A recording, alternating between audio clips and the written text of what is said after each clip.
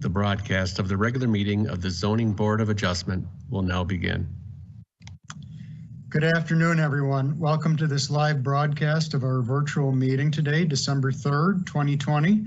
This meeting includes the remote participation of members as authorized under Minnesota statute, section 13D.021 due to the declared local health pandemic. For the record, my name is Matt Perry and I'm chair of the Zoning Board of Adjustment. I will now call this meeting to order and ask the clerk to call the roll so that we may verify the presence of quorum. Cooper. Here. Finlayson. Aye. Hutchins. Aye. Johannesson. Aye. Ogiba. Here. Perry. Here. Sandberg. Aye. Softly. Aye. Wang. Aye. That's 9 members.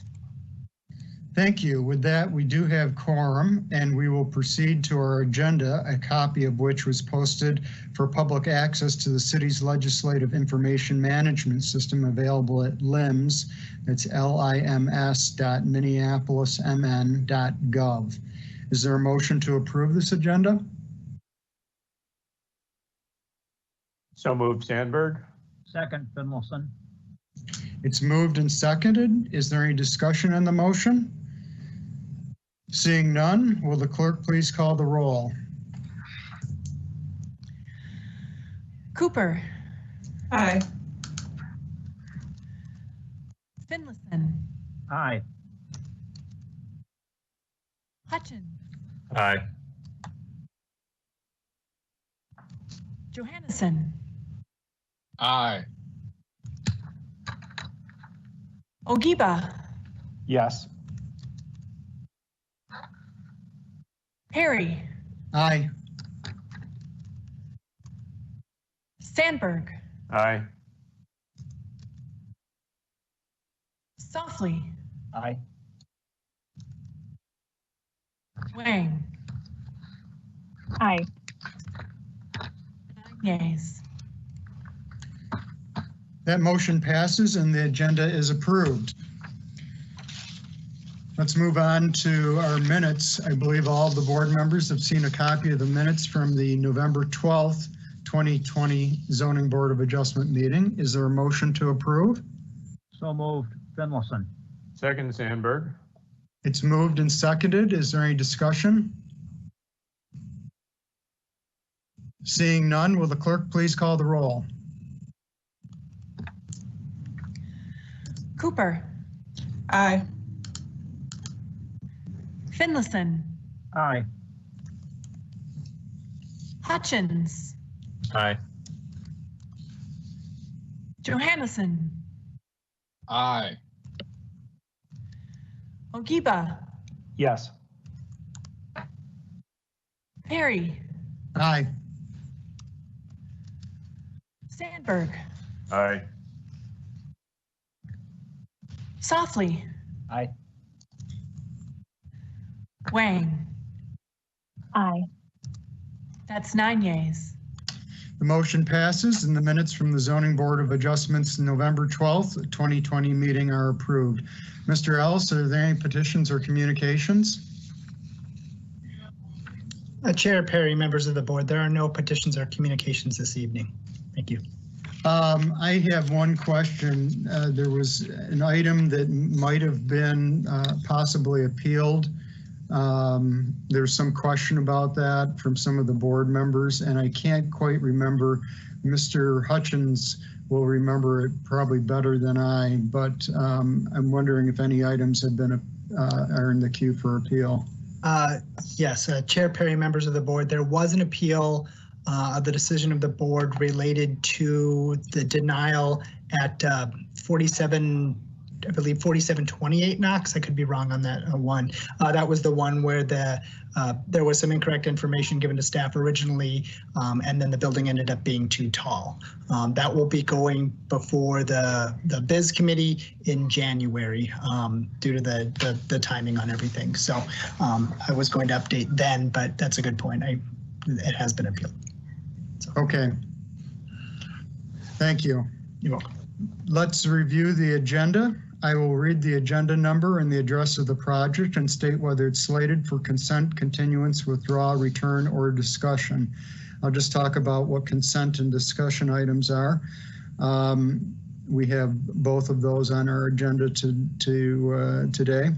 Consent items are those items that will be passed without discussion by the board. We will be adhering to the staff recommendation found on your agenda under the items recommended motion section. Importantly, any applicable conditions will be listed in the same section. If you agree with this recommendation, including any applicable conditions, you need to do nothing and the board will pass it as recommended. Please check in with a staff member assigned to that item if you have questions following the decision. If you disagree with the recommendation, please indicate you'd like to speak against the item when I ask, and we'll put it on the discussion agenda. Discussion items are those items for which the board will take public testimony, deliberate on, and make a decision.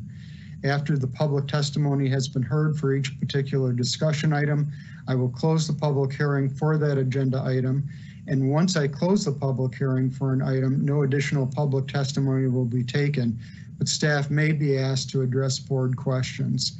After the public hearing for an item is closed, board members will then discuss and act on motions, and the chair only votes in the case of a tie.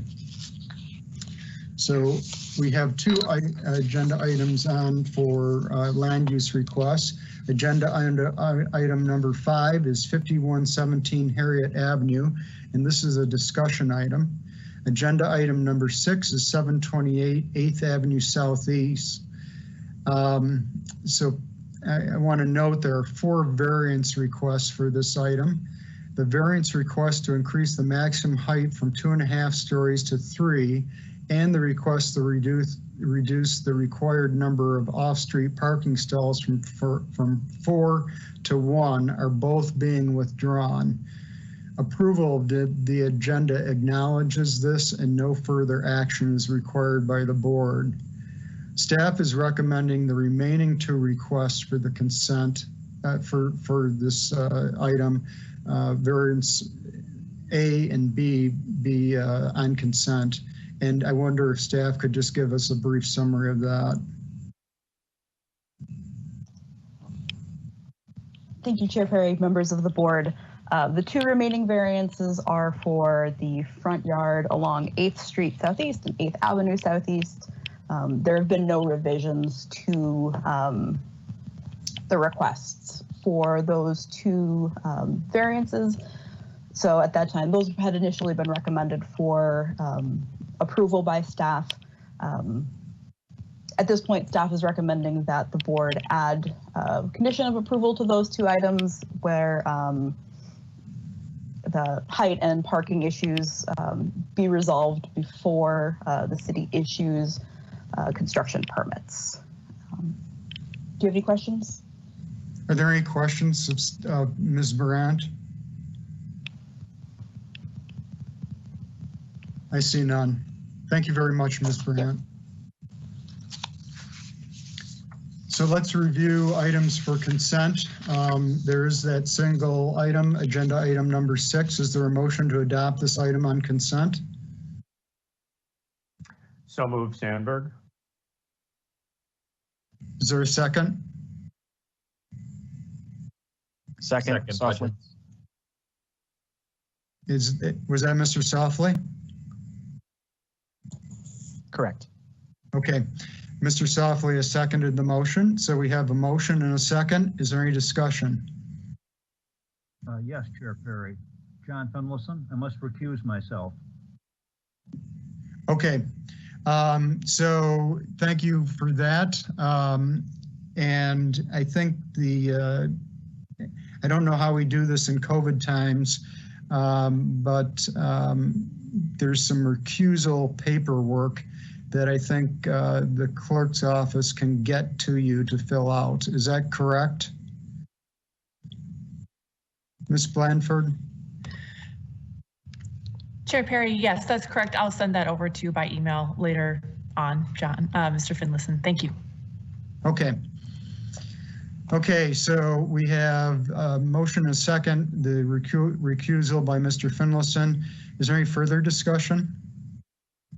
Will the clerk please call the roll? Cooper. Aye. Finlayson. Recuse. Hutchins. Aye. Johannesson. Aye. Ogiba. Yes. Sandberg. Aye. Softly. Aye. Wang. Aye. That's 7 yeas. So that motion passes. So if you are here for agenda item number 6, your land use requests are approved. Good luck with your project. Let's move on to agenda item number 5. Ms. Roman.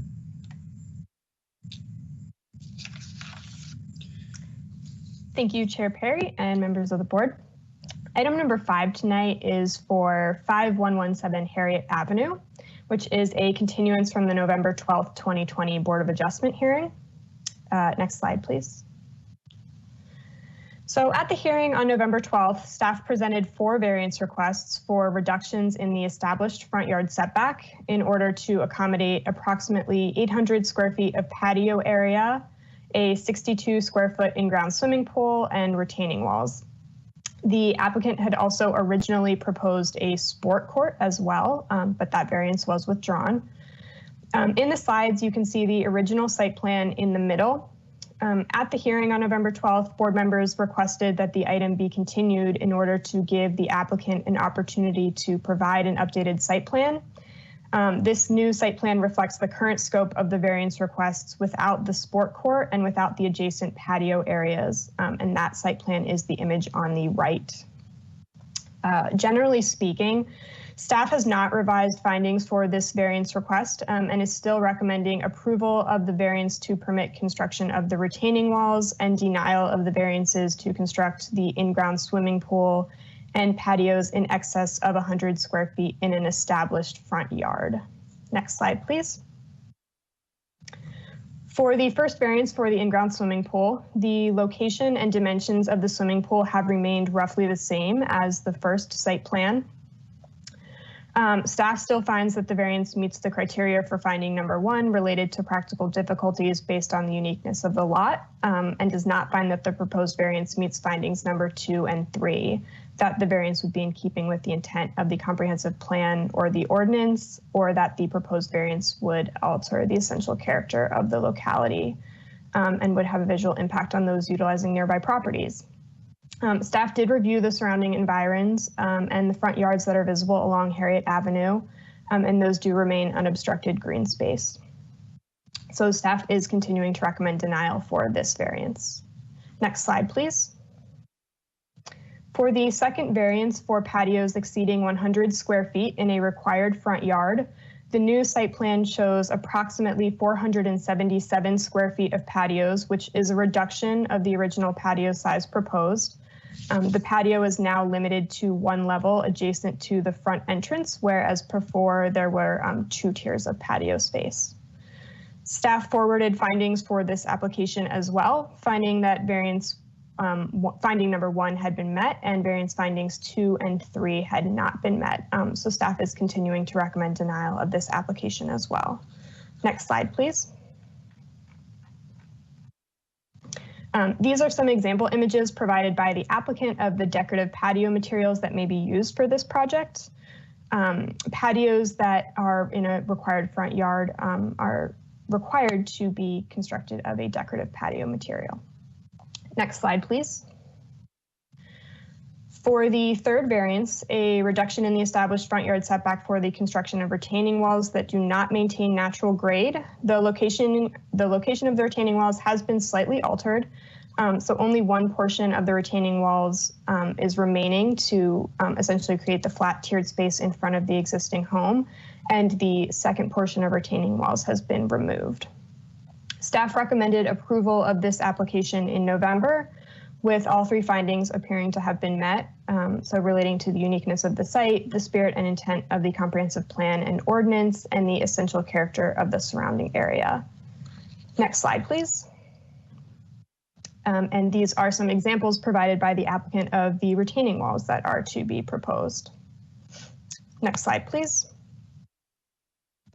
And variance D for the reduction in the established front yard setback for a sport court continues to be withdrawn, and the site plan has been updated to reflect the fact that the sport court will no longer be constructed at this point in time.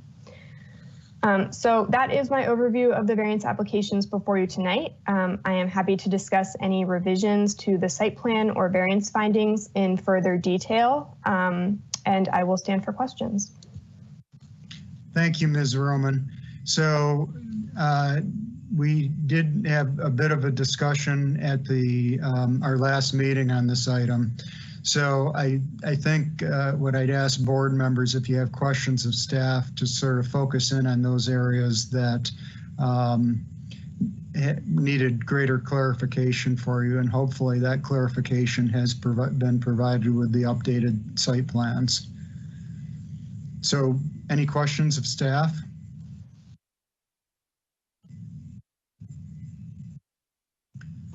I see none.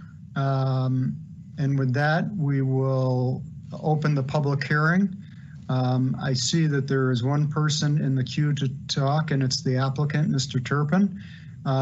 If you press *6 on your phone, you can speak, and you have between 10 to 15 minutes to make your case, noting that staff is finding for you for the unique characteristics or hardship, and is not finding for findings 2 and 3 for you.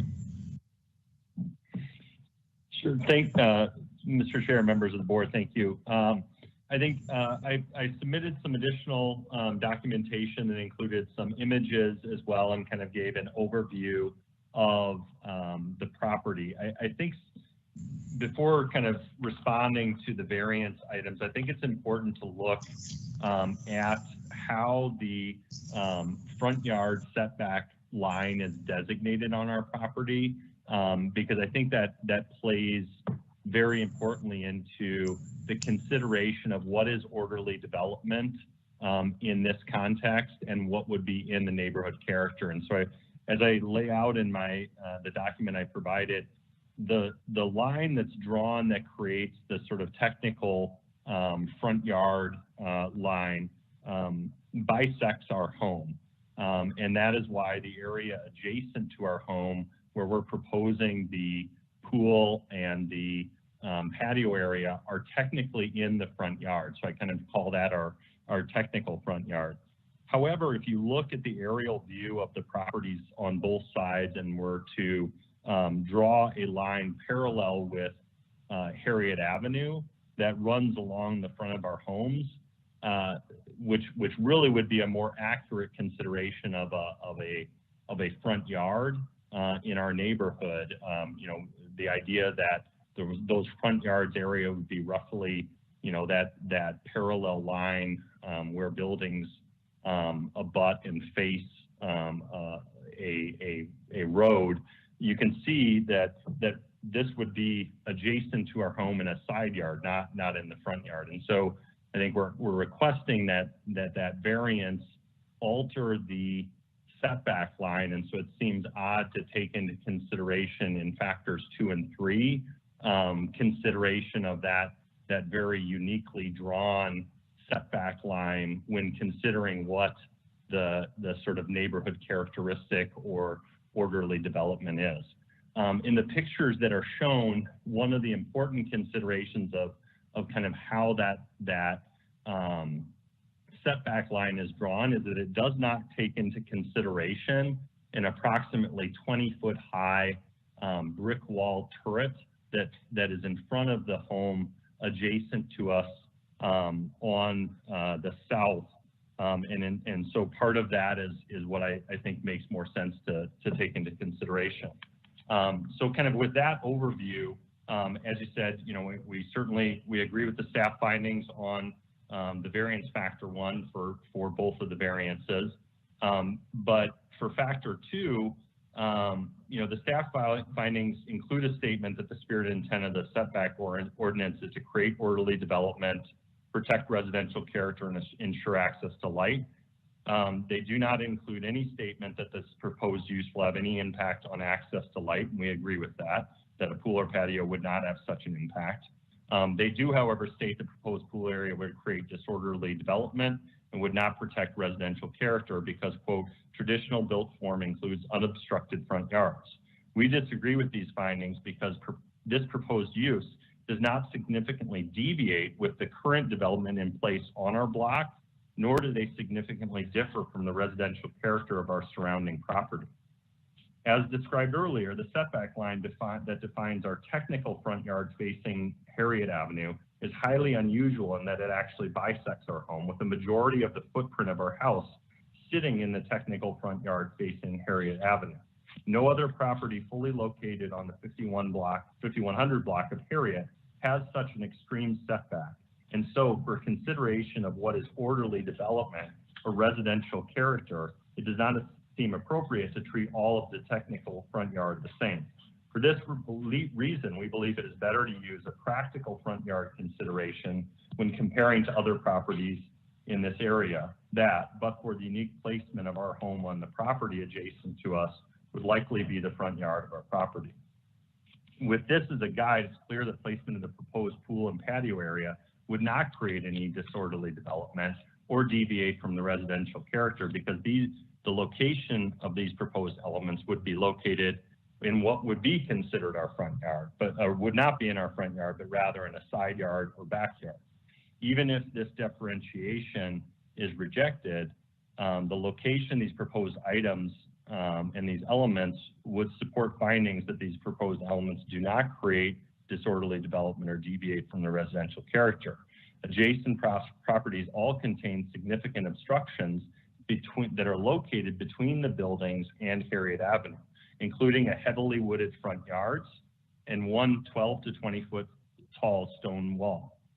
Each of these are substantially more obstructing of the views of those buildings from Harriet Avenue than this proposed pool and patio area, which at most might create obstructions of a foot or so from the ground.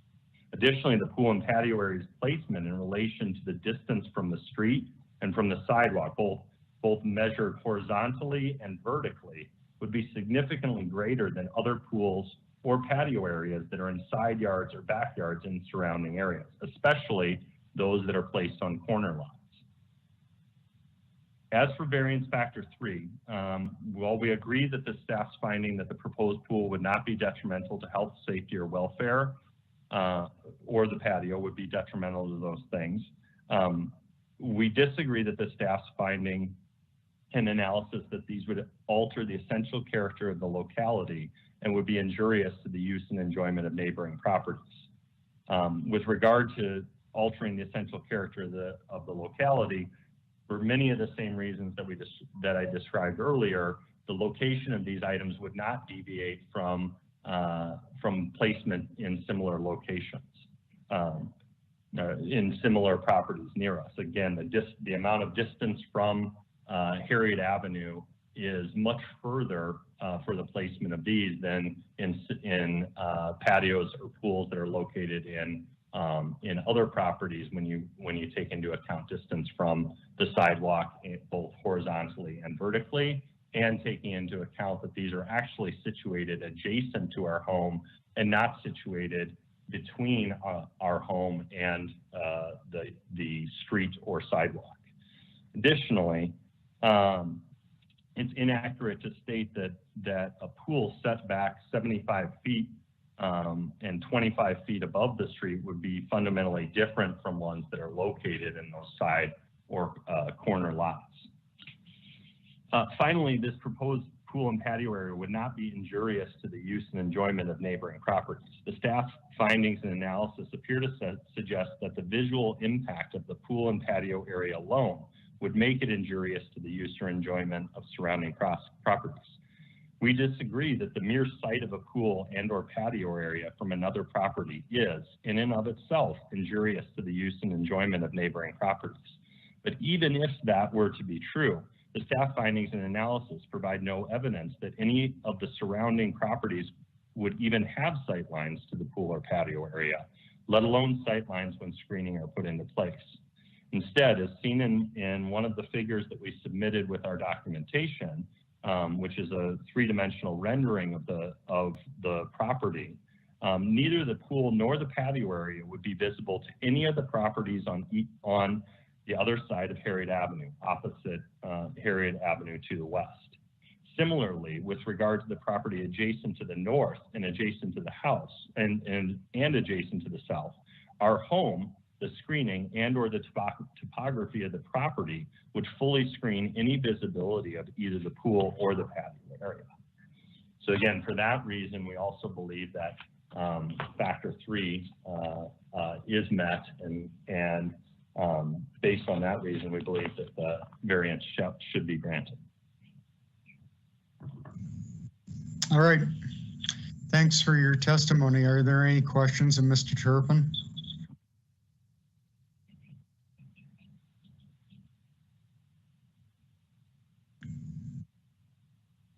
I'm seeing none. So I will close the public hearing. I don't think there's anybody else to speak. Is that correct? There's nobody else in queue. Chair Perry, that's correct. There are no further registered speakers. Okay, so let's close the public hearing. Board comment.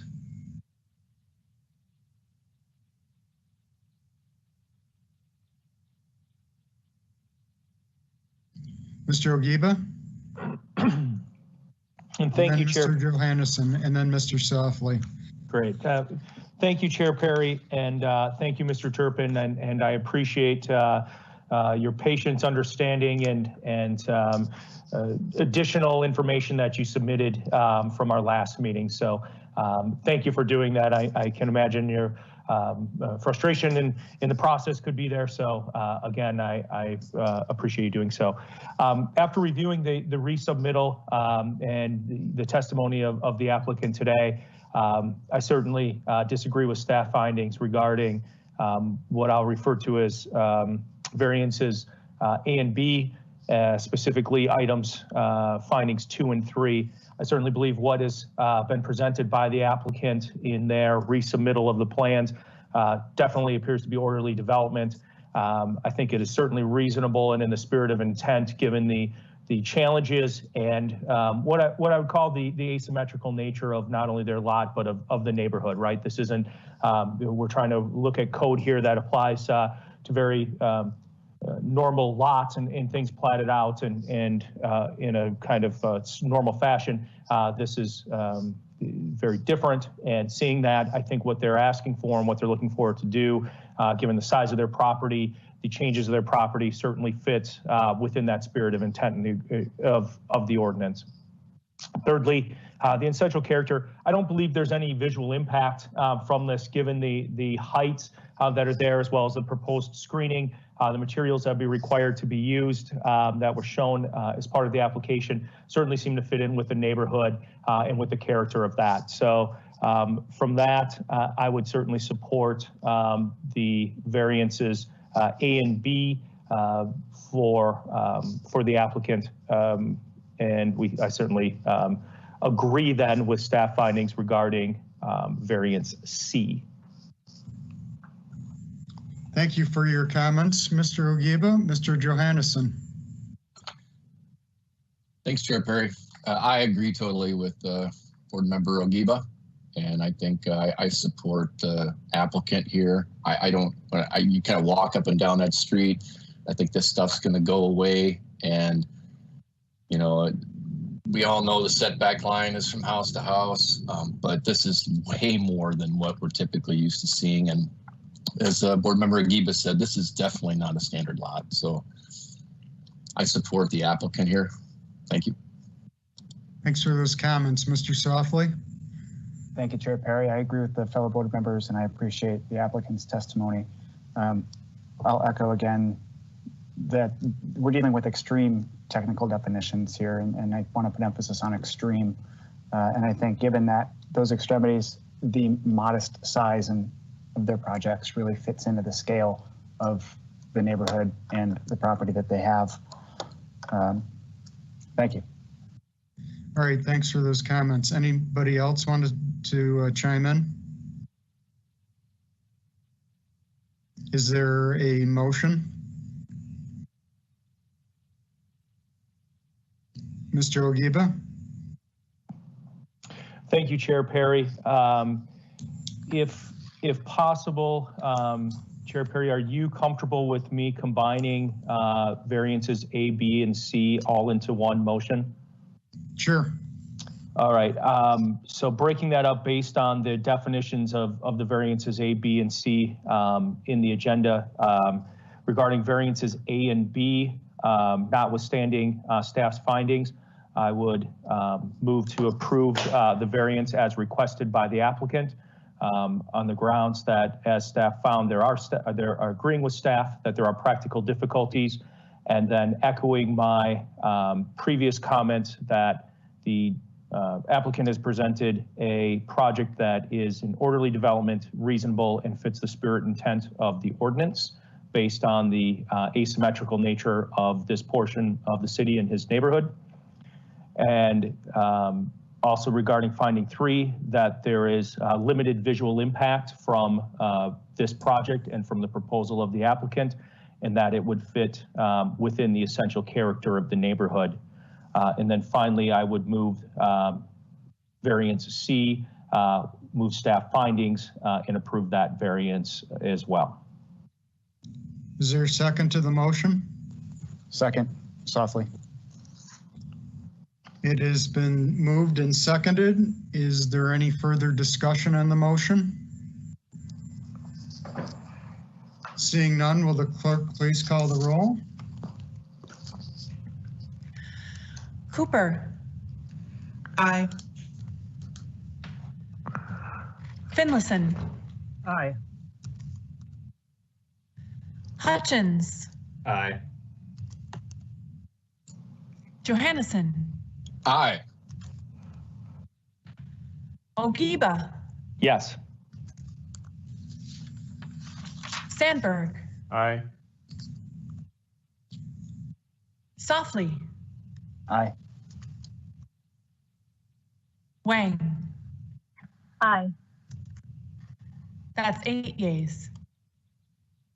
So that motion passes. Mr. Turpin, your requests are approved.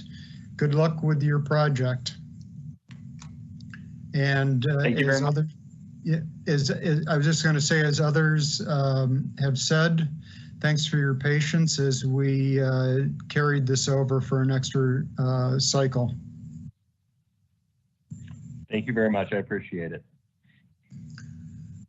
With that, we have completed all of the items on our agenda for this meeting. I'll ask members of the board and staff if there are any other matters to come before this meeting. Mr. Johannesson, you have a question? Yeah, I just I reapplied. What's the status of the reapplications? And this is the last month of the year. And how does all that going? What's going on? I could get an update, please. Sure. Mr. Ellis, can you speak to that? I'm not sure if Rachel can either. I haven't heard anything out of the clerk's office related to it, so we'll have to follow up on that. Our intention, although we're always looking for good candidates, there's been obviously no issues with any of the members, with any of the board members, and there were no voluntary vacancies. So our intention was to have all of those just everyone reappointed. However, I haven't heard back from them. So we'll give you an update via email here as soon as we can. I apologize. Oh, it's great. Thanks, Brad. It's just it's December. I know we have to serve until we're replaced, which, like the last drop of blood. So I appreciate the update. Thank you. Sure. Okay. Anything else? Anybody have? Okay. Hearing none, without objection, I will declare this meeting adjourned. Our next meeting will be January 7th, 2021. Thank you, everyone. Have a good night. Happy holidays.